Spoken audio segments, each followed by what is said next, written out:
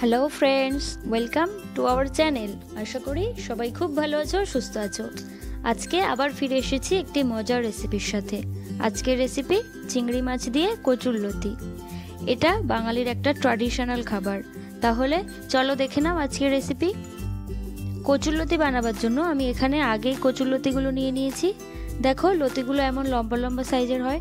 তোমরা যারা দেখেছো, গ্রামে থাকো যারা, তারা তো খুবই সবসময় দেখতে পাও, কিন্তু যারা শহরের দিকে একটু থাকো তারা তো এগুলো দেখো বাজারে কেটেই বিক্রি হয়। তবে কিভাবে এটা পরিষ্কার করতে হয় সেটাও আমি এই ভিডিওতেই দেখিয়ে দিলাম। প্রথমেই একটা কচুরলতির লম্বা একটা পিস নিয়ে নেবে। তারপর সেটা প্রথমে একটা বটি বা ছুরির সাহায্যে এভাবে ঘষে নেবে এবং দেখবে খোসাগুলো আলতোভাবে উঠে যাচ্ছে। দেখো, এইভাবে সুন্দরভাবে আগে পরিষ্কার করে নিতে হবে। যদি কচুরলতির গায়ে খোসাগুলো একটুও থাকে তাহলে কিন্তু খাওয়ার সময়, রান্না যখন হয়ে যাবে, খেলে পরে দেখবে গালটা একটু চুলকাচ্ছে। কিন্তু যদি খোসাগুলো সুন্দরভাবে ছাড়িয়ে নেওয়া যায় তাহলে আর এই সমস্যাটা হয় না। আর হ্যাঁ, যেগুলো মোটা সাইজের কচুরলতি সেগুলো আমি 4 ভাগ করেছি এবং যেগুলো একটু সরু সেগুলো 2 ভাগ করে নিয়েছি। এক্ষেত্রে কি হবে, গলতে খুব সুবিধা হবে এবং তাড়াতাড়ি রান্নাটা কমপ্লিট হয়ে যাবে। দেখো, আমি সমস্ত কচুরলতিগুলো কেটে নিয়েছি আর এর গায়ে দেখো কিচ্ছু নেই, খুব সুন্দরভাবে পরিষ্কার করতে হবে। এবার এগুলো ধুয়ে নেব। জলের সাহায্যে ভালোভাবে ধুতে হবে, যাতে এর গায়ে যদি খোসা থাকে সেটা হাতের সাহায্যে রাব করলে যেন উঠে যায়। এবার কচুরলতিগুলো সিদ্ধ করার পালা। সিদ্ধ করার জন্য আমি ওভেনে একটা হাঁড়ি বসিয়ে দিয়েছি। হাঁড়ির মধ্যে কচুরলতিগুলো একে একে দিয়ে দেব এবং তার মধ্যে দিয়ে দেব জল। কচুরলতিগুলো ডুবে থাকার মতোই জল দিতে হবে।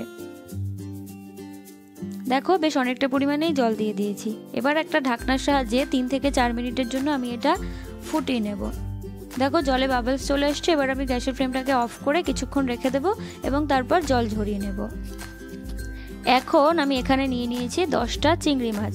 চিংড়ি মাছগুলো আগে থেকে খোসা ছাড়িয়ে রেখেছিলাম এবং ধুয়ে রেখেছিলাম। এর মধ্যে আমি 1/4 টেবিল স্পুন লবণ, 1/4 টেবিল স্পুন হলুদ গুঁড়ো এবং 1/4 টেবিল স্পুন শুকনো লঙ্কার গুঁড়ো দিয়ে ভালোভাবে হাতের সাহায্যে মেখে নেব। তোমরা চাইলে এখানে স্পুনও ইউজ করতে পারো, তবে হাত দিয়েই যেহেতু ভালোভাবে মাখা যায় সেজন্য আমি হাতের সাহায্যে মেখে নিয়েছি। এবার এগুলো ভেজে নেব। ভেজে নেওয়ার জন্য আমি কড়াইতে দিয়ে দিয়েছি 2 টেবিল স্পুন সর্ষের তেল। সর্ষের তেলটা একটু গরম হতেই আমি একে একে এর মধ্যে সমস্ত চিংড়ি মাছগুলোই দিয়ে দিয়েছি। চিংড়ি মাছগুলো দেওয়ার পরে 1 মিনিটের মতো ধরে এগুলো উল্টে পাল্টে ভেজে নেব। খুব বেশিক্ষণ ধরে ভাজলে হবে না, কারণ তাহলে এগুলো রাবারি হয়ে যাবে এবং খেতে একদমই ভালো লাগবে না। দেখো, চিংড়ি মাছগুলো ভাজা কমপ্লিট। আমি এগুলো একটা প্লেটে তুলে নিয়েছি। এবার ওই একই কড়াইতে ওই তেলের মধ্যে আমি দিয়ে দিচ্ছি 4 টেবিল চামচ সর্ষের তেল। সর্ষের তেলেই এই রান্নাগুলো খুবই সুন্দর লাগে, তাই আমি সর্ষের তেল ইউজ করলাম। এরপর দিয়ে দিয়েছি 1/2 টেবিল স্পুন কালো জিরে বা কালাঞ্জি, আর দিচ্ছি 2টো গোটা শুকনো লঙ্কা।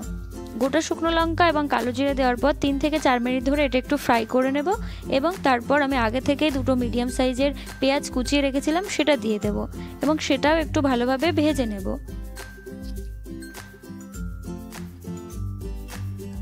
এখন আমি এর মধ্যে অ্যাড করব হলুদ গুঁড়ো। আমি 1 টেবিল স্পুন হলুদ গুঁড়ো অ্যাড করেছি এবং হলুদ গুঁড়ো দেওয়ার পরে আবারও পেঁয়াজটা ভালোভাবে একটু 1 to 2 মিনিটের জন্য ভেজে নেব। তারপর একটা ঢাকনার সাহায্যে 4 থেকে 5 মিনিটের জন্য এটা ঢেকে দিয়ে কুক করে নেব, যাতে পেঁয়াজটা খুব ভালোভাবে গলে যায়। এখন আমি এর মধ্যে অ্যাড করছি 1 tablespoon ginger garlic paste. তোমরা চাইলে এখানে শুধুমাত্র জিঞ্জার গার্লিকের কিমাটাও দিতে পারো, যে চপড জিঞ্জার গার্লিক। আমার কাছে পেস্ট ছিল সেজন্য আমি পেস্টটাই অ্যাড করেছি। এরপর আমি এখানে দিয়ে দিলাম 1 টেবিল স্পুন জিরে গুঁড়ো। তারপর দিয়ে দিচ্ছি 1/2 টেবিল স্পুন শুকনো লঙ্কার গুঁড়ো। যেহেতু আমি ফোড়নে 2টো গোটা লঙ্কা ইউজ করেছি, এরপর আমি কাঁচা লঙ্কা ইউজ করব, সেজন্য আমি শুকনো লঙ্কার গুঁড়োটা কম দিলাম। এই সময় গ্যাসের ফ্লেমটাকে মিডিয়ামে রেখে সুন্দর করে মশলাটা কষিয়ে নেওয়ার পরে আমি এর মধ্যে দিয়ে দিয়েছি আগে থেকে সিদ্ধ করে রাখা কচুরলতি। কচুরলতিগুলো দিয়ে আমি লো ফ্লেমে রেখে 4 থেকে 5 মিনিটের জন্য এটা ভেজে নেব।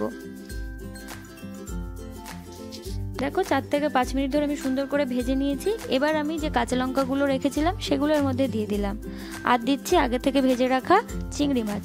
চিংড়ি মাছগুলো দেওয়ার পরে আবারও গ্যাসের ফ্লেমটাকে হাই করে 5 মিনিটের জন্য সুন্দর করে ভেজে নেব। দেখো, এর মধ্যে থেকে এখন সুন্দরভাবে জল ছেড়েছে। এবার আমি এর মধ্যে দিয়ে দিচ্ছি 1 কাপ গরম জল। তোমরা রান্নায় সবসময় গরম জলটা ইউজ করতে চেষ্টা করবে। এখন আমি ঢাকা দিয়ে এটা 5 মিনিটের জন্য রান্না করে নেব, যাতে কচুরলতি চিংড়ি মাছ সবগুলো সুন্দরভাবে গলে যায়। দেখো 5 মিনিট পরে আমি গ্যাসের ফ্লেমটাকে অফ করে এটা ঢাকা দিয়ে রেখেছিলাম 10 মিনিটের জন্য। দেখো এখন আর ঝোল ঝোল বা জল জল যে অবস্থা সেটা কিছুই নেই, একদমই শুকিয়ে গেছে এবং দেখতে খুবই সুন্দর হয়েছে। আর এইভাবে রান্না করলে দেখবে কচুরলতিটা খেতে কত বেশি টেস্টি হয়। এবার এটা আমি সার্ভ করব একটা সার্ভিং প্লেটে।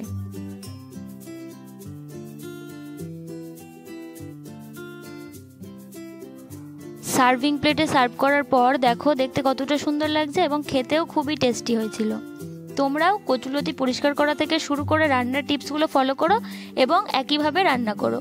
আর অবশ্যই আমাকে কমেন্ট বক্সে জানাতে ভুলো না তোমাদের রান্নাটা কেমন হয়েছিল। আজকের মতো এ পর্যন্তই, ফিরে আসবো অন্য আরেকদিন অন্য কোনো নতুন রেসিপির সাথে। ততক্ষণ পর্যন্ত ভালো থেকো, সুস্থ থেকো, সবাইকে টাটা।